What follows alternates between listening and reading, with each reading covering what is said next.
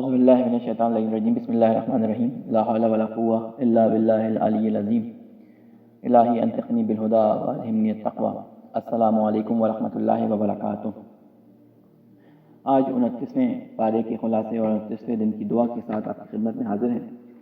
مؤسسہ مشکات کی طرف سے یہ دروس آپ کی خدمت میں پیش کیے جا رہے ہیں۔ ہمارا ادارہ قرآن اور حدیث اور اس سے متعلق جو معلومات ہیں قرآنک سائنسز اور اس چیز کے ترویج کے لیے کام کر رہا ہے، اور اللہ تعالیٰ سے دعا ہے اور آپ کو درخواست ہے کہ دعا کریں کہ اللہ ہمیں اس کام میں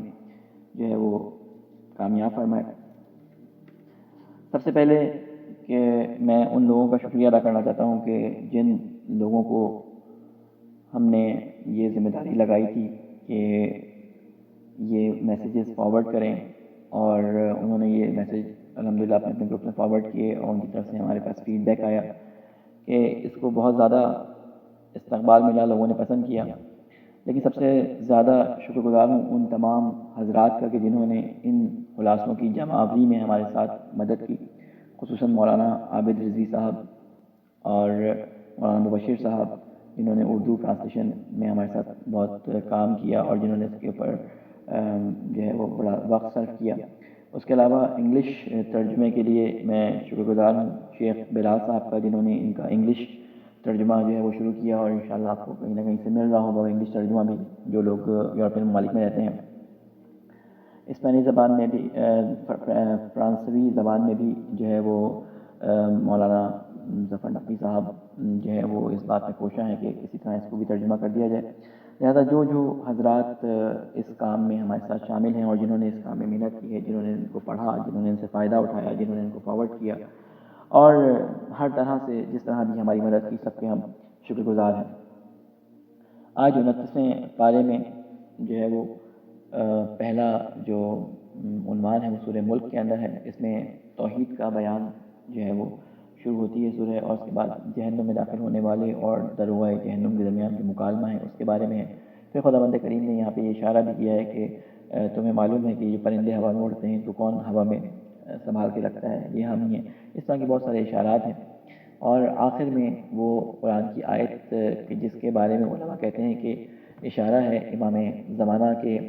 بارے میں، جس کی آخری آیت ہے کہ قل ارأیتم ان اصبح ماؤکم غورا فمن یأتیکم بماء معین، کہ آپ کہیے کہ تم نے غور کیا کہ اگر تمہارا پانی زمین کی تہہ میں اتر جائے تو پھر تمہارے لیے شیریں پانی کا چشمہ کون لائے گا۔ تو بعض علماء نے اس کی تشریح بیان کرتے ہوئے فرمایا ہے کہ اس سے مراد غیبت امام زمان ہے، اور غیبت امام سے دوبارہ ظہور جو ہے وہ خدا ہی کے ہاتھ میں ہے۔ پھر اس کے بعد سورہ قلم ہے، باغ والوں کا واقعہ، جن کے باغ غربا اور مساکین کے حقوق کی ادائیگی نہ کرنے کے نتیجے میں جن میں آگ لگ گئی۔ آپ کو سارا قصہ جب سورہ پڑھیں گے تو وہ تفصیل کے ساتھ وہاں پڑھ لیں گے کہ کس طرح یہ نکلے، اور انہوں نے کہا کہ ہم مسکینوں اور ان کو خبر نہ ہونے دیں، اور وہاں جب پہنچے تو آگ لگ چکی تھی۔ وہ سارا واقعہ یہاں پہ بیان ہوا ہے۔ پھر اس کے بعد نبی صلی اللہ علیہ وآلہ وسلم کے اخلاق عالی کا بیان ہے۔ پھر سورہ الحاقہ شروع ہو جاتی ہے، مختلف قوموں کے عذاب میں گرفتار کیے جانے کا اس میں بیان ہے، قیامت کے وقوع کا بیان، اور اچھے لوگوں کے جنت میں داخل ہونے اور بروں کے جہنم میں جانے کا بیان، اور ان کے اسباب کا تذکرہ کیا گیا۔ یہ ساری صورتیں جو یہاں پہ آئی ہیں، وہ ساری کی ساری صورتیں آپ بہت دقت سے پڑھیے، کیونکہ چھوٹی چھوٹی صورتیں پورے مطالب اور پوری جسے کہتے ہیں کہ وادیاں ہیں ان سوروں کے اندر، اور اس میں بہت سارے مطالب چھپے ہوئے ہیں۔ غور کریں، کوشش کریں کہ اگر ان سوروں کی تفاسیر بھی اگر آپ پڑھ سکیں تو پڑھیں، ہم مختصر وقت کی بنا پہ یہاں بیان نہیں کر سکتے۔ پھر سورہ معارج ہے، یہ قیامت کے وقوع کا انداز کیا ہوگا اس کے بارے میں بیان کیا گیا ہے۔ انسانوں کی بعض صفات کا بیان ہے، جنتیوں کی صفات کا بیان ہے کہ جنتی کیسے ہوں گے۔ سورہ نوح جو ہے وہ حضرت نوح علیہ السلام کی طویل تبلیغ اور ان کے طریقہ دعوت کا اس میں بیان کیا گیا ہے کہ حضرت نوح کس طرح سے 900 سال 950 سال تک یہ ان کے درمیان رہے اور اس میں تبلیغ کرتے رہے۔ لوگ مذاق اڑاتے تھے، حضرت نوح کا دیوانہ کہتے تھے، ان کو پتھر مارتے تھے، حضرت نوح گریا کرتے تھے۔ حضرت نوح کا لقب بھی نوح اس لیے پڑا کہ بہت زیادہ گریا کرنے والا۔ حضرت نوح اللہ کی بارگاہ میں بہت گریا کرتے تھے، یعنی 950 سال صبر و تحمل کے ساتھ جب حضرت نوح علیہ السلام تھک گئے تو آپ نے خدا سے دعا کی کہ اے خدا ان کے اور میرے درمیان تو فیصلہ کر۔ پھر اللہ نے حکم دیا کہ آپ کشتی بنائیں، اور وہ سارے واقعات آپ نے سنے ہوئے ہیں۔ پھر استغفار کے فوائد جو ہے وہ بیان کی گئے ہیں کہ استغفار کے فوائد کہ بارش جو ہے وہ نازل ہوتی ہے، اس سے مال میں اضافہ ہوگا، یعنی استغفار کرنے سے، ٹھیک ہے، اولاد نرینہ ملے گی، باغات اور نہریں حاصل ہوں گی۔ امام علی علیہ السلام کے اس بارے میں حدیث بھی ہے کہ کوئی آیا شخص، اس نے کہا کہ کچھ سالی ہے تو کہا استغفار کرو، کسی نے کہا اولاد نہیں ہے، کہا استغفار کرو۔ اسی طرح مختلف اس طرح کی روایات جو ہیں علماء آپ کے سامنے بیان کرتے رہتے ہیں، آپ نے یقیناً سنی ہوں گی۔ استغفار خود ایک سیپریٹ عبادت ہے، ضروری نہیں ہے کہ اس کے لیے کسی نے گناہ کیا ہو تو وہ استغفار کرے، اور لفظ غفرہ اور استغفار کے بارے میں آپ کے سامنے بیان بھی کر چکا ہوں پہلے دروس کے اندر۔ اس کے بعد جو ہے کچھ بتوں کا تذکرہ ہے جن کو کفار جو ہے وہ مانا کرتے تھے، ود، سوا، یغوث، یعوق اور نصر، ان کے بارے میں بیان کیا گیا ہے کہ حضرت نوح علیہ السلام کی قوم نے کہا تھا کہ ہم انہیں جو ہے وہ چھوڑ نہیں سکتے، یعنی ان کی پوجا کرتے تھے، کہتے تھے ہم نے ان کو جو ہے یہ ہمارے جس کیسے کہتے ہیں کہ سب کچھ ہیں اور ہم انہیں کی پوجا کرتے ہیں، پرستش کرتے ہیں، اور تم نعوذ باللہ جھوٹے پیغامات لے کے آتے ہو اور جھوٹے جو ہے وہ اللہ کی طرف منسوب کرتے ہو، اس طرح کی باتیں حضرت کو کہا کرتے تھے۔ پھر اس کے بعد سورہ جن میں حضرت نبی کریم صلی اللہ علیہ وآلہ وسلم وادی نخلا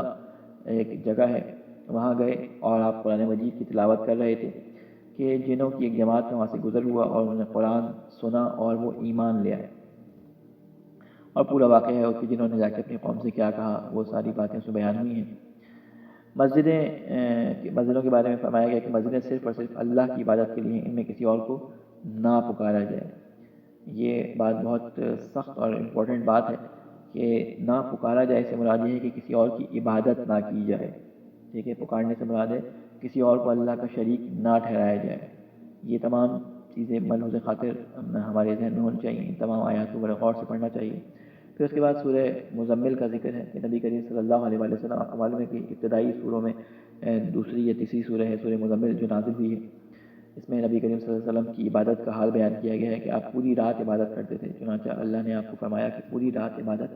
نہ کریں، یعنی ابھی رسول خدا کو جو ہے وہ اعلان وحی ہوا ہے، اعلان تبلیغ ہوا ہے، بعثت کا اعلان ابھی 27 رجب کو ہوا ہے،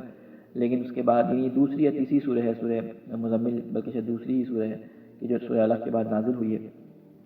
تو اس وقت بھی رسول خدا کا یہ حال تھا کہ رسول خدا پوری رات عبادت میں کھڑے رہتے تھے، آپ کی ٹانگوں میں ورم آ جاتا تھا، تو اللہ نے کہا کہ آپ پوری رات عبادت نہ کیا کریں۔ اسی طرح قرآن مجید سے جو آسان ہوا ہے اسے پڑھنے کا حکم دیا گیا، نماز قائم کرنے، زکوٰۃ ادا کرنے اور قرض حسنہ دینے کا اس میں حکم دیا گیا، یعنی ابتدا ہی سے اللہ تعالیٰ نے انفاق اور نماز اور زکوٰۃ کا جو ہے وہ حکم رسول خدا کو دیا تھا۔ پھر سورہ مدثر کا بیان ہے، یہ تیسرے نمبر کی سورہ ہے جو نازل ہوئی اللہ کے نبی کے اوپر، کہ نبی کریم صلی اللہ علیہ وآلہ وسلم کو حکم دیا گیا کہ آپ تبلیغ کے لیے اٹھ کھڑے ہوں اور اپنے راستے کی جو ہے وہ کبریائی جو ہے وہ بیان کریں، اپنے راستے کو جو اللہ کا راستہ ہے بیان کریں۔ آپ کو معلوم ہے کہ میں نے ایک بات پہلے بھی کی تھی کہ قرآن مجید جس ترتیب سے نازل ہوا اس میں اللہ تعالیٰ کی ایک خاص حکمت ہے، اللہ تعالیٰ نے خاص اسٹریٹجی رکھی کس طرح سے مسلمانوں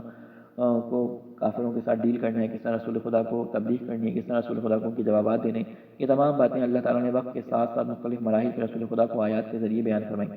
اس لیے میں نے آپ لوگوں سے خواہش کی تھی کہ کبھی اگر موقع لگے تو قرآن مجید کو کبھی ترتیب نزول کے لحاظ سے بھی ایک دفعہ ترجمے کے ساتھ پڑھیں، تاکہ آپ کو وہ لطف اور وہ حسن محسوس ہو کہ اللہ نے کس طرح سے اسلامی معاشرے کی، اسلامی جسے کہتے ہیں کہ سوسائٹی کی تربیت کی ہے۔ سب سے پہلے جس چیز کو جس چیز کو انٹروڈیوس کروایا وہ اللہ یعنی ربوبیت کی، اللہ نے سب سے پہلے رب کو انٹروڈیوس کروایا کہ رب کون ہے، اسی طرح پھر نبوت کو، پھر اس کے بعد قیامت معاد کو انٹروڈیوس کروایا۔ اس طرح قرآن کریم میں ترتیب بار معاشرے کے بگاڑ اور ان کی اچھائی کے لیے جو چیزیں بتانی ضروری تھی، بگاڑ سے بچنے کے لیے اور اچھائی کی طرف جانے کے لیے، ہدایت کا راستہ پانے کے لیے، اللہ نے اسی ترتیب کو ملحوظ خاطر رکھتے ہوئے رسول خدا کو احکامات دیے۔ اسی لیے ہم دیکھتے ہیں کہ بہت سارے احکامات تھے جو کئی سالوں کے بعد رسول خدا پہ ہوئے، مثلا وضو بہت سالوں کے بعد واجب ہوا، اس طرح حجاب بہت سالوں کے بعد واجب ہوا۔ تو اس لیے ہمیں بھی اپنی کوشش یہ کرنی چاہیے کہ اگر ہم کسی محفل میں ہوں اور ہمارا سلسلہ تربیت بھی اسی طرح ہونا چاہیے کہ اگر کوئی والد ہو اور اس کے بظاہر اس کا حلیہ اسلامی حلیہ نہ ہو تو ہمیں فوراً بجائے سے کہ اس کو امر بالمعروف کرنا شروع کریں، پہلے ابتدائی طور پر اس کے ساتھ جو ہے وہ رحم و کرم اور عفو کے ساتھ پیش آتے ہوئے اس کو آہستہ آہستہ بتانا شروع کریں۔ ایک دم سے کسی پہ کفر کا فتویٰ یا اس کو بے دین ہونے کا فتویٰ لگا دینا، اس کے اوپر بے دینی کا لیبل لگا دینا مناسب نہیں ہے۔ جب بھی کوئی اسلام کی طرف رغبت کرتا ہے تو وہ اچھے اخلاق اور اچھے جسے کہتے ہیں نا کہ کردار کو دیکھ کر رغبت کرتا ہے، اچھی تعلیمات کو دیکھ کر رغبت کرتا ہے، لیکن لوگوں کا کردار اور رغبت دلانے کا طریقہ جو ہے بعض دفعہ لوگوں کو دور کر دیتا ہے اسلام سے، اس لیے اپنے طریقے کو احسن طریقے سے جو ہے وہ اپنائیں، ان طریقوں کو اپنائیں جو اچھے طریقوں. اللہ تعالیٰ نے بھی کہا ہے کہ جدال احسن کے ذریعے لوگوں سے جو ہے وہ توحید اور مختلف چیزوں کا بیان کرو. پھر اس کے بعد نبی کریم صلی اللہ علیہ وسلم کی پیروی سے انکار کرنے والے ان کا انجام بتایا کہ وہ جہنم کا ایندھن بنیں گے. اور پھر جہنم کی بعض صفات کا اس میں بیان کیا گیا ہے. جنتوں اور جہنمیوں کا مکالمہ اس میں داخل ہونے کے اسباب بیان کیے. سب سے پہلا جو انہوں نے جواب دیا کہ بھائی پوچھا کہ تم کیوں جہنم میں آئے ہو، تو انہوں نے پہلا جواب جو جہنم میں دیا کہ لم نکن من المصلین، کہ ہم مسلین میں یعنی نماز گزاروں میں سے نہیں تھے. ٹھیک ہے. ہم دوسری بات کا بیان کی، ہم مسکینوں کو کھانا نہیں کھلاتے تھے، ہم گپ ہاکا کرتے تھے، فضول وقت ضائع کیا کرتے تھے، اور آخری بات ہم قیامت کو جھٹلایا کرتے تھے. یعنی یہ وہ باتیں ہیں جن کی وجہ سے وہ قیامت میں جہنم کے ایندھن کا شکار بنے، جہنم میں جو ہے وہ چلے گئے. اس کے بعد سورہ قیامت کا بیان ہے کہ سورہ قیامت میں قیامت کی ہولناکیوں کا جو ہے وہ منظر بیان کیا گیا ہے. جب قیامت قائم ہوگی تو انسان حیران ہوگا اور کہے گا کہ این المفر، کہاں ہے بھاگنے کا ٹھکانہ، کہ میں بھاگ کر چلا جاؤں. لیکن وہاں کوئی بھی ٹھکانہ اور بھاگنے کی جگہ نہیں ہوگی، اور وہ اللہ کی پکڑ سے بچ نہیں سکے گا. اچھا، قیامت میں تو بھاگنے کا کوئی ذریعہ نہیں ہوگا، تو یہ کیا وجہ، یہ کیوں ایسا بیان ہوا ہے کہ وہ بھاگے گا یہاں اپنے آپ کو محفوظ کرنے کے لیے؟ وہ جو عادت دنیا میں پڑی ہوتی ہے کہ ہم اللہ کے عذاب سے بچنے کے لیے کوشش کرتے ہیں کہ ہم بھاگ جائیں، اور ہم کوشش کرتے ہیں، وہی عادت انسان کی اتنی رسوخ کر چکی ہوتی ہے کہ وہاں بھی کوشش کرے گا کہ وہ بھاگ جائے اللہ کے عذاب سے، لیکن وہاں پہ کوئی مفر، کوئی ٹھکانہ بچنے کا نہیں ہوگا. پھر قیامت کے دن بہت سے چہرے تر و تازہ ہوں گے اور اپنے رب کو دیکھ رہے ہوں گے، اور دیکھ رہے سے مراد کہ اپنے رب کی حکمت، اپنے رب کی قدرت کو دیکھ رہے ہوں گے. ٹھیک ہے. اور بہت سے چہرے پشمردہ ہوں گے، ان پہ سیاہی چھائی ہوئی ہوگی. پھر اس کے بعد سورہ دہر کا بیان یہاں پہ آیا ہے. سورہ دہر وہ سورہ ہے کہ جس کے بارے میں کہا جاتا ہے کہ اہل بیت علیہ السلام اور نبی کے گھرانے کی شان میں یہ نازل ہوئی. اور وہ سارا واقعہ آپ کو معلوم ہے کہ نبی کریم صلی اللہ علیہ وسلم کے جو اہل و عیال تھے، اور بیوی فاطمہ، امام علی اور حسن و حسنین، ان کے گھر میں ایک واقعہ پیش آیا کہ انہوں نے اپنے کھانے کی جو ہے جسے کہتے ہیں نا کہ افطاری کی روٹیاں اور کھانا جو ہے وہ غریبوں، مسکینوں اور اسیروں کو دے دیا 3 دن تک. اس کے سلسلے میں جب آئے ہیں رسول خدا، اور جب بچوں کی حالت دیکھی کہ بھوک سے بچوں کے چہرے سرخ ہو رہے تھے، ٹانگیں پھپا رہی تھی، تو سب بچوں اللہ تعالیٰ کے رسول کی آنکھوں میں آنسو آ گئے. آپ نے اللہ سے دعا کی اور اس وقت سورہ دہر نازل ہوئی. بہرحال اس سورہ کو آپ دیکھیں. سورہ انسان بھی اسے کہتے ہیں، یا سورہ حداتہ بھی اسے کہتے ہیں. بہرحال انسانوں پر ایک ایسا بھی دور آیا کہ جب کچھ بھی نہ تھا، پھر اللہ نے عدم سے اس کو وجود بخشا. اس کے بعد جنتیوں اور جہنمیوں کا بیان آیا، اور نبی کریم صلی اللہ علیہ وآلہ وسلم پہ جو آنے والی اذیتوں پر ان کو صبر کرنے کی تلقین دی گئی. اسی طرح صبح اور شام اللہ کے ذکر میں مشغول رہنے اور اللہ کے حکم کی تعمیل کا جو ہے وہ حکم دیا گیا. پھر سورہ مرسلات ہے کہ قیامت کے دن اور اس کے ساتھ اس کے وقوع کے وقت آسمان اور پہاڑوں کی کیا حالت ہوگی. یعنی اس میں اشراط الساعات کے بارے میں بتایا گیا. اشراط الساعات یعنی قیامت سے پہلے رونما ہونے والے واقعات بیان کیے گئے ہیں. اسی طرح قیامت کے وقوع کے بارے میں بیان کیا کہ مجرموں کو دبوچ لیے جانے کے بارے میں بتایا، انسان کی پیدائش، زمین کا بنایا جانا، اس میں مضبوط پہاڑوں کا رکھنا. پھر جہنم کے شعلوں کا بیان، کافروں اور مشرکوں کے قیامت کے دن کو بھلا دینا، اور اس کے علاوہ بہت سی چیزوں کا تذکرہ اس میں آیا. اور بار بار یہ کہا گیا ہے ان واضح چیزوں کو جھٹلانے والوں کے لیے تباہی ہے، مکذبین کے لیے تباہی ہے. اور یہ تقریباً 10 مرتبہ یہ آیت دہرائی گئی ہے کہ وائے ہو مکذبین کے اوپر. ٹھیک ہے. اور تم ان باتوں پر ایمان نہیں رکھتے تھے تو پھر کس بات پر ایمان لاؤ گے. یہ تقریباً باتیں اس میں بیان ہوئی ہیں. اب آتے ہیں ٹائم کیونکہ دیکھیں بہت کم ہے، اس وجہ سے ہم تفصیل میں نہیں جا سکے. سوروں کے بہت تفصیل تھی ان سوروں کے اندر، ایک ایک سورے کو اگر ہم بیان کرتے تو اس میں ہمیں کئی جو ہے وہ ساعتوں کا وقت چاہیے تھا، کئی گھنٹوں کا چاہیے تھا کہ ہم ان کو تفصیل کے ساتھ بیان کرتے. لیکن بہرحال ہمارے اندر نہ اتنی توان ہے اور نہ ہماری زبان میں اتنی طاقت. بہرحال قرآن کا جب ترجمہ پڑھیں تو خود اللہ کا کلام اتنا گویا ہے کہ آپ اس کو پڑھیں گے تو اور زیادہ واضح سمجھ آئے گا. ہم نے صرف آپ کے سامنے ایک بلٹس کی صورت میں ایک فہرست بار مطالب کو بیان کر دیا تاکہ آپ لوگ جب پڑھیں تو آپ کے ذہن میں یہ مطالب ہوں اور آپ انٹرسٹ کے ساتھ اور توجہ کے ساتھ ان مطالب کو غور کریں، جہاں پہ ضرورت پڑے وہاں پہ تفاسیر کو دیکھیں. اور کوشش کریں کہ جب پڑھیں تو اس کے بعد تھوڑا سا سوچیں کہ یہ قرآن کی آیت ہم سے کیا کہہ رہی ہے۔ قرآن میں تدبر تفکر یہی ہے کہ ہم قرآن کی آیتوں کو آپس میں ملائیں، ان سے نتیجے لیں، اور نتیجہ لینے کے بعد اپنی زندگی میں موجود جو ہمارے عقائد ہیں، ہمارے حالات ہیں، ان کو ان قرآنی نتائج کی بنیاد پہ درست کرنے کی کوشش کریں۔ اب آ جاتے ہیں 29ویں دن کی دعا کی شرح پہ۔ اس دعا میں جو یہاں پہ بیان کی گئی، اور آئندہ اگر ہمیں کل مطلب اگلے دن نیکسٹ دن عید نہ ہوئی تو ہم آپ کے سامنے 30ویں تاریخ کی بھی دعا کو بیان کریں گے۔ کوشش یہ ہوگی کہ ہم پہلے ریکارڈنگ کروا دیں، اگر ریکارڈنگ نہیں ہو سکی تو بہرحال پہلے سے اس کے لیے معذرت خواہیں، اگر ہو گئی تو ہم 29ویں ہی دن آپ کو یہ دعا کل ہی بھیج دیں گے۔ بہرحال 29ویں دن کی جو دعا ہے وہ آپ کے سامنے بیان کر دیتے ہیں۔ اس میں ارشاد ہے کہ اللہم غشنی فیہ بالرحمت، اے خدا آج کے دن مجھے رحمت سے ڈھانک دے۔ غش یا غش جو ہے اس سے مراد چھپانا کہیں، چھپانا یعنی کسی چیز کی برائی کے ہوتے ہوئے اس برائی کا بیان نہ کرنا، اس چیز کو آگے بھیج دینا، یہ غش کہلاتا ہے۔ اگر کوئی شخص اپنے معاملے کے اندر، اپنی تجارت کے اندر کچھ بیچے اور اس کی برائی بیان نہ کرے، اگر اس میں برائی موجود ہو تو اس کو کہا جاتا ہے کہ اس نے معاملے میں غش کیا۔ اور روایات میں ہے کہ لیس منا من غش مسلما، کہ وہ ہم میں سے نہیں ہے جس نے کسی مسلمان کے ساتھ دھوکہ کیا، غش کیا۔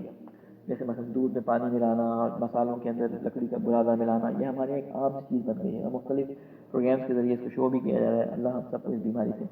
بچائے۔ ملاوٹ ایک ایسی بیماری ہے کہ جو انبیاء کی قوموں میں تھی، جس کی وجہ سے ان پہ عذاب آ گئے۔ ہمیں تو اکثر نظر آتا ہے کہ وہ تمام عذاب جو انبیاء کی قوموں پہ آئے، وہ ساری بیماریاں ہمیں اپنے معاشرے میں نظر آتی ہیں، لیکن نہیں معلوم اللہ نے اپنی حجت کی صدقے میں ہم سے وہ عذاب ٹالے ہوئے ہیں، لیکن اللہ بچائے، ہمیں خود ان سے بچنا چاہیے۔ پھر اس کے بعد ارشاد ہے وَارْزُقْنِی فِیہ التَّوْفِیقَ وَالْعِصْمَةَ، اے خدا مجھے توفیق دے اور تحفیظ دے، کہ تحفیظ دے کر نعمتیں عطا کرنا، یعنی مجھے نیک کاموں، عبادات اور جسے کہتے ہیں کہ نوافل اور انفاق اور رشتہ داروں سے محبت اور مختلف نیک کاموں کی توفیق عطا فرما۔ کل ہم نے جو دعا بھیجی تھی، یعنی آج کے دن کی جو دعا ہے 28ویں دن کی، اس میں ہم نے یہ بیان کیا تھا کہ اللہ ہمیں نوافل پڑھنے کی توفیق عطا فرما۔ میں نے آپ سے گزارش کی تھی کہ کوشش کریں کہ آج کے دن نیت کر کے، اگر 8 رکعت نہیں پڑھ سکتے ظہر کے، عصر کے 8 رکعت نہیں پڑھ سکتے، یا مغرب کی 4 رکعت نہیں پڑھ سکتے، 2 رکعت کا نوافل پڑھیں، تاکہ شیطان کا منہ جو ہے وہ تھوڑا سا کالا ہو، اور وہ آپ کے اس عمل سے، آپ کو پتہ ہے جب انسان عبادت کرتا ہے تو شیطان جو ہے وہ مایوس ہو جاتا ہے، جب وہ نوافل پڑھتا ہے تو اس کے چہرے پہ سیاہی تھک جاتی ہے کہ یہ اس نے کیا کر دیا، یہ مجھ سے دور ہو گیا۔ لہٰذا شیطان کو اپنے سے دور کرنے کے لیے، ویسے تو رمضان میں ہم سے دور ہی، لیکن شیطان کو آئندہ بھی اپنے سے دور رکھنے کے لیے نوافل کی ادائیگی میں سستی نہ کریں۔ کوشش ہوتی ہے کہ نوافل ادا کریں۔ اگر ہم چاروں نمازوں میں 5 نمازیں نہیں پڑھ سکتے تو شروع کریں فجر کی نماز سے، عشاء کی نماز سے، اور اس طرح آہستہ آہستہ اس کو بڑھاتے ہوئے 5 نمازوں کے نوافل کو ادا کریں، اور اس کے بعد اگر نماز شب کی توفیق مل جائے تو بہت ہی بہتر ہے۔ خصوصاً اگر 3 رکعت ہی پورا پڑھ لیا تو ابتدا میں اللہ سے مدد مانگتے ہوئے اس 3 رکعت کو ہی شروع کریں، اور پھر انشاءاللہ اللہ تعالیٰ مدد کرے گا اور ان نوافل کی تعداد میں بھی اضافہ ہو جائے گا۔ امام جواد علیہ السلام سے ایک روایت یہاں پہ نقل کی گئی، شاید لوگ مشکلات حیرانی اس کو نقل کرتے ہیں، فرماتے ہیں کہ مومن 3 خصلتوں کا محتاج ہے، یعنی مومن اگر مومن بننا چاہتا ہے تو اس کو یہ 3 خصلتیں اپنے لیے چاہنی چاہیے، یعنی وہ محتاج ہیں ان 3 خصلتوں کا۔ ان میں سے پہلی خصلت جو بیان کی ہے وہ توفیق ہے، یعنی اللہ سے توفیق مانگتا ہے۔ آپ دیکھا ہوگا بعض دفعہ عبادات میں دل لگتا ہے، بعض دفعہ عبادات میں دل نہیں لگتا، بعض دفعہ انسان نیک کام کرنے کا اس کا دل چاہتا ہے، لیکن بعض دفعہ نیک کام کرنے کی طرف سے اکتاہٹ ہو جاتی ہے۔ تو یہ توفیق ہوتی ہے اللہ کی طرف سے کہ انسان کا دل چاہے عبادات کرنے کا، عبادات میں مزہ آتا ہے، لذت آتی ہے۔ تو اللہ تعالیٰ سے یہ توفیق طلب کرنی چاہیے کہ اللہ ہمیں توفیق دے کہ ہم نیک کاموں کا ارادہ کرنے میں سستی نہ کریں۔ دوسری چیز جو بیان کی گئی ہے وہ ہے ایک وائس کا محتاج ہے، ہمیشہ انسان ایک وائس کا محتاج ہے کہ اپنے، اور وہ وائس کون ہے؟ وہ اندرونی وائس جو انسان کے اندر ایک نبی باطن ہے، ایک ضمیر جو اللہ تعالیٰ نے اس کے اندر رکھا ہے۔ جب انسان کو برا کام کرتا ہے تو یہ ضمیر اس کو آواز دیتا ہے، ایک اس کو بیپ بجتی ہے اس کو کہ یہ تم نے کام غلط کیا ہے۔ خصوصاً جو جسے کہتے ہیں نا کہ جو مومنین ہوتے ہیں وہ محسوس کرتے ہوں گے اس بات کو کہ جب وہ کوئی گناہ کا کام کرنے جا رہے ہوتے ہیں تو ایک جسم جسے کہتے ہیں نا کہ اس میں لرزش پیدا ہو جاتی ہے، انسان کانپتا ہے کسی گناہ کے کام کرتے وقت، لیکن بعض دفعہ اتنا نفس کے ہاتھوں مجبور ہو جاتا ہے، وہ جام دے دیتا ہے، لیکن پھر بھی وہ ایک جسے کہتے ہیں نا کہ ایک سرزنش جو ضمیر کی طرف سے ہوتی ہے وہ ان کو مسلسل جاری رہتی ہے، اس کی وجہ سے وہ توبہ کی طرف مائل ہو جاتے ہیں۔ تو کوشش کریں وہ لرزش باقی رہے، وہ اللہ تعالیٰ کی طرف سے جو ایک الارم کا سسٹم ضمیر کی صورت میں رکھا گیا ہے، نبی باطن کی صورت میں رکھا گیا ہے، وہ سسٹم قائم رہے۔ ہمیشہ انسان مومن جو ہے وہ اس اندرونی باعث کا محتاج ہے، تاکہ دنیا کے حالات اور ان کے اپنے مشاہدات سے جو ہے وہ عبرت لیتا ہے، کیونکہ کسی کو نہیں معلوم کہ اس کی موت کب آنی ہے، کب اس کی آنکھیں بند ہو جائیں۔ آج بہت دلخراش واقعہ پیش آیا، ہمارے بہت سارے مسلمان بھائی لاہور سے پاکستان کراچی آتے ہوئے فلائٹ کے اندر موجود تھے، کن حسرتوں کے ساتھ وہ نکلے ہوں گے کہ عید اپنے والدین کے ساتھ کریں گے، اپنے گھر والوں بچوں کے ساتھ کریں گے۔ کسی نے کیا سوچا ہوگا کہ وہ اچانک کسی کو سرپرائز دے گا، کوئی اپنی ٹریننگ پوری کر کے پہلی دفعہ ماں باپ کو جو ہے وہ اپنی شیلڈ دکھانے آ رہا تھا۔ مختلف جو حالات تھے، لوگوں کے گھر میں کوہرام مچا ہوا ہے۔ اللہ تعالیٰ ان سب کو صبر جمیل عطا کرے۔ ہمارے مولانا افضال صاحب ہیں، ان کے بھائی بھی اس فلائٹ کے اندر تھے، ابھی تک خبر نہیں آ سکی ہے کہ وہ زخمی حالت میں ہیں، ریکوری پوزیشن میں ہیں۔ اللہ ان کو صحت و شفا اور صحت کاملہ عطا فرمائے، اور تمام مومنین جو اس کے اندر شہید ہو گئے، اللہ ان کی درجات بلند فرمائے اور ان کے گھر والوں کو صبر عطا فرمائے۔ کچھ نہیں معلوم کہ ہماری زندگی کب ختم ہو جائے۔ وہ 1 منٹ کے فاصلے پر تھے، 1 منٹ کے بعد ان کو معلوم تھا کہ وہ جہاز رنوے پہ اڑ جائے گا۔ پائلٹ نے پوری کوشش کی، لیکن ناقص حالات، ناقص انتظامات کی بنا پہ جو ہے وہ سیکیورٹی کے یا لینڈنگ کے جو ہے وہ حالات مہیا نہیں تھے ایئرپورٹ کے اوپر، وہ اتر نہیں سکا بیچارہ۔ پھر جو ہے وہ جہاز کو اڑا کے لے گیا، پھر دوسری دفعہ گھما کے لے گیا، نہیں ہو سکا۔ لیکن اللہ ہم سب کو محفوظ رکھے ان بلاؤں سے۔ سعدی کا ایک بہت اچھا شعر ہے کہ اے کہ پنجہ رفت و در خوابی مگر این چند روز در یابی، کہ 50 سال سے اوپر تمہاری عمر ہو گئی اور تم ابھی خواب غفلت میں ہو، مگر تمہیں معلوم ہے کہ تمہارے پاس کتنے دن باقی ہیں کہ تم اللہ کی عبادات میں اور اللہ سے اپنی توبہ میں اپنے آپ کو مشغول کر لو۔ تیسری چیز امام نے فرمائی ہے دوسروں کی نصیحت کو قبول کرنا۔ بعض دفعہ ہم اپنے ذہنوں میں معیار بنا لیتے ہیں کہ نصیحت کرنے والا کوئی معصوم ہی ہوگا تو نصیحت ہوگی، اور ہم قرآن کی آیت بھی پڑھ کے سنا دیتے ہیں کہ جو ہے اپنے عمل سے نصیحت کرو، اپنے کردار سے نصیحت کرو۔ صرف ایسے لوگوں پہ جو ہے وہ اللہ کی جو ہے مار ہے جو نصیحت کرتے ہیں لیکن خود عمل نہیں کرتے۔ لیکن بعض دفعہ حالات انسان معصومین علیہ السلام 14 معصومین کے بعد سے کوئی معصوم موجود نہیں ہے۔ اس وقت امام زمانہ کے علاوہ کوئی اس وقت دنیا میں معصوم نہیں ہے، سب سے غلطی کے امکان ہے۔ کسی نے ماضی میں غلطی کی ہوتی ہے، کوئی اب غلطی کر دیتا ہے، ٹھیک ہے۔ کوئی عصمت کا دعوے دار نہیں ہے، اور نہ ہی کوئی عصمت کو وہ عصمت جو اللہ تعالیٰ نے عطا کی ہے اس کو جو ہے وہ کسب کر سکتا ہے۔ ہاں، عصمت کسبی حاصل کر سکتا ہے، وہ گناہ نہ کر کے اور اللہ کے نزدیک ہو کر اپنے آپ کو گناہوں سے محفوظ رکھ سکتا ہے، لیکن غلطی کا امکان اس میں بھی موجود ہوتا ہے۔ اس لیے جب کوئی انسان کوئی واعظ نصیحت کر رہا ہوتا ہے تو کبھی یہ نہ دیکھیں کہ وہ کون بول رہا ہے، یعنی اس کے اپنے حالات اور اپنے کردار میں بعض دفعہ انسان خود ایک بات کرنا چھوڑنا چاہتا ہے لیکن نہیں چھوڑ پاتا۔ جیسے کہ ہزاروں پرابلم اس کو ہوتی ہیں، یا تو کئی سال کی وہ عادت ہوتی ہے اس کو نہیں چھوڑ پاتا، کئی دفعہ کوشش کر چکا ہوتا نہیں چھوڑ پاتا، لیکن وہ چاہتا ہے کہ دوسرے اس عادت میں مبتلا نہ ہو، دوسرے یہ کام انجام نہ دیں، اس لیے نصیحت کرتے ہیں۔ بہت سارے ماں باپ اپنے بچوں کو نصیحت کرتے ہیں کہ یہ کام نہ کرو، تو بچوں کو پلٹ کے یہ جواب نہیں دینا چاہیے کہ آپ نے اپنی زندگی میں سارے کام کر لیے اور ہمیں منع کر رہے ہیں۔ یہ ایک بہت جاہلانہ جواب ہے۔ ماں باپ اپنے بچوں کا بہتر مستقبل چاہتے ہیں، وہ ان کو چاہتے ہیں کہ ہم نے جو پرابلمس دیکھی ہیں، ہمیں ان پرابلمس کی وجہ سے یہ مشکلات آئی ہیں وہ ہمارے بچوں کو نہ آئیں۔ یہ بات بچوں نوجوانوں کو سمجھنی چاہیے، ماں باپ کے تجربات سے استفادہ کرنا چاہیے، سوائے ان جگہوں کی جہاں پہ وہ خدا کی نعوذ باللہ نافرمانی کے بارے میں کہہ رہے ہیں، وہاں پہ صرف ان کی بات نہیں ماننی، اور بقیہ سب جگہ اللہ تعالیٰ نے ان کی اطاعت کا حکم دیا ہے۔ اس کے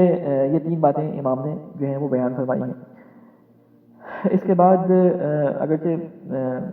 میں مثال دے دوں تاکہ آپ لوگوں کو ایک اور ذہن نزدیک ہو جائے۔ مثال کے حساب سے ایک شخص جو ہے وہ مسلسل چین اسموکر ہے اور اس کو سگریٹ پینے کی عادت ہے، وہ کسی اپنے بیٹے کو، اپنے بھائی کو، اپنے کزن کو کہتا ہے یہ نہ پیو، یہ بہت بری عادت ہے، تو وہ پلٹ کے یہ جواب دے کہ آپ بھی تو پیتے ہیں، ہمیں کیوں بول رہے ہیں؟ تو جواب مناسب نہیں ہے۔ علماء منع کرتے ہیں کہ وہ شخص بھگت رہا ہے کہ اس کے ساتھ کیا پرابلم ہو رہی ہیں، وہ نہیں چھوڑ پا رہا کسی بھی وجہ سے۔ میں جانتا ہوں ایسے بہت سارے اشخاص کو کہ وہ منع کرتے ہیں، لیکن اولاد یا بچے ان کی اس لیے کہتے ہیں کہ آپ بھی تو پیتے ہیں، ہم کیوں اس کام کو نہ کریں۔ ٹھیک ہے، ان کی بات ایک حد تک صحیح ہے، لیکن منع فرمایا علماء نے کہ یہ کام نہ کیا جائے۔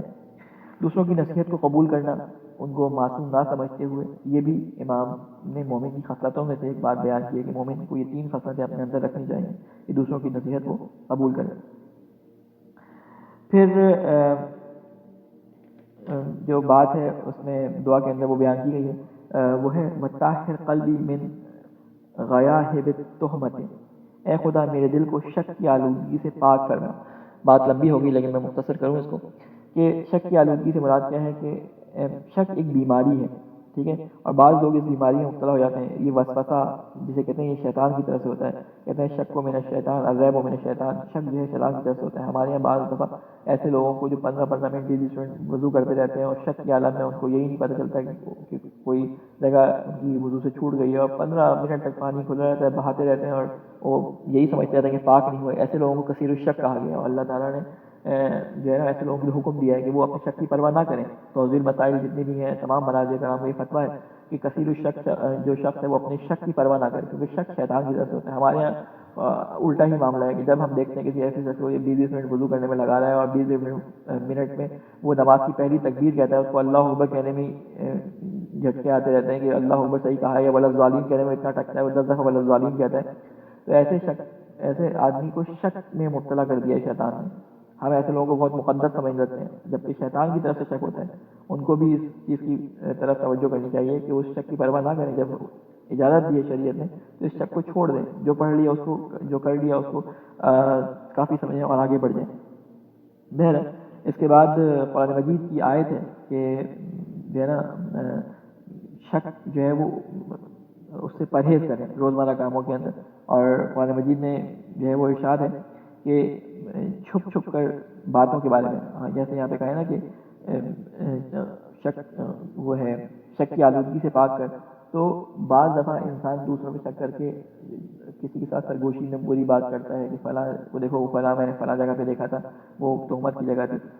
جتنی بھی باتیں جو اللہ کے رسول کے خلاف، اللہ کے رسول کے بتائے ہوئے احکامات کے خلاف ہوں، کسی شخص کے بارے میں ہو، کسی کی برائی ہو، اس طرح کی جتنی باتیں ہوتی ہیں نا وہ شیطان کی طرف سے ہوتی ہیں۔ قرآن مجید میں اس کے بارے میں بیان ہوا ہے، ٹھیک ہے نا۔ سورہ اگر آپ مجادلہ میں دیکھیں تو آیت نمبر 9 اور 10 آج آپ پڑھیں گے، یعنی جو سورہ آپ قرآن پڑھیں گے سورہ مجادلہ اگر آئے تو اس میں آپ پڑھیے گا 9 اور 10 آئے تو سب یہی احکام بیان کیے گئے کہ گناہ، ظلم، زیادتی، رسول کی نافرمانی کے بارے میں سرگوشی نہ کرو۔ سرگوشی سے مراد چھپ کر کوئی بات کرنا ہے۔ آج کل کی جو چیٹنگ جسے ہم کہتے ہیں نا، یہ بھی شاید سرگوشی کے زمرے میں آ جائے گی۔ کسی کو پتہ نہیں چل رہا تھا، چھپ کے بات، یعنی کسی کو پتہ نہیں چل رہا تھا کون دو افراد کے درمیان کیا بات ہو رہی ہے، لہٰذا ان چیزوں سے بھی پرہیز کی جائے۔ بلکہ